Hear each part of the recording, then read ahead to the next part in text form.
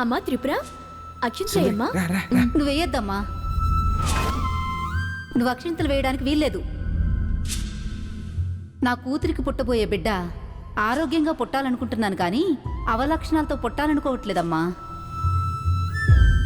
ఏమో, నీ చేతులతో ఆశీర్వదిస్తే నీ మొగుడు ఎలా ఉన్నాడో నా కోడలికి పుట్టబోయే బిడ్డ కూడా అలాగే అయితే.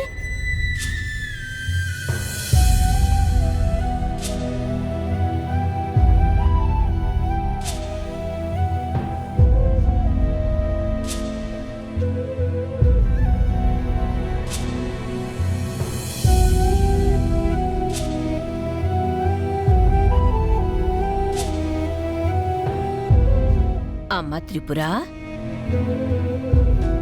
అవ్వా, ఏంటమ్మా ఆలోచిస్తున్నావు? ఏం లేదవ్వా. నాకు తెలుసమ్మా, నువ్వు ఆలోచించేది ఇందాకక్కడ జరిగిన అవమానం గురించే కదా. నువ్వు వాళ్ల మాటలు పట్టించుకుంటావేంటమ్మా? నిన్ను మాటలంది నిఖార్సైన మనుషులు కాదు. వాళ్ళు ఎలాంటి వాళ్ళో నీకు తెలుసు కదా త్రిపుర. పోని వాళ్ళు అన్నారే అనుకో, నీ భర్త నీ గురించి ఎలా మాట్లాడాడో నువ్వు విన్నావు కదా.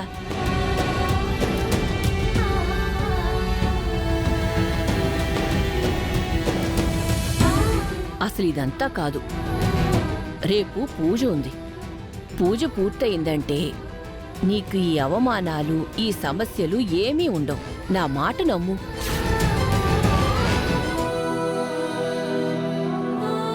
నువ్వు ఆలోచించాల్సింది వాళ్ళు వీళ్ళు అన్న మాటలు కాదు. రేపు పూజకి ఎలాంటి అవాంతరాలు లేకుండా ఎలా జరిపించాలో ఆలోచించు.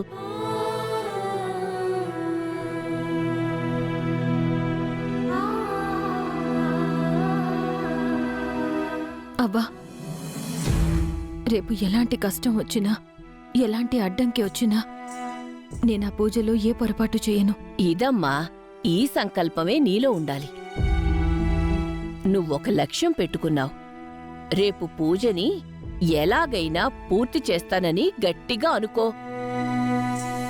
నువ్వీ పూజ పూర్తి చేస్తే నిన్ను పరీక్షిస్తున్న దేవుడే నీ వైపు నిలబడి నిన్ను దీవిస్తాడు. నా మాట నమ్మమ్మా.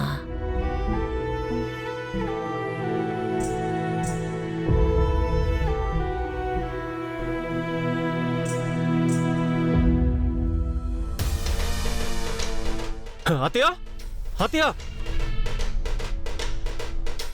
అత్తయ్య, అత్తయ్య, మనల్ని అవమానించిన త్రిపుర ఏదో పూజ చేస్తుందంట.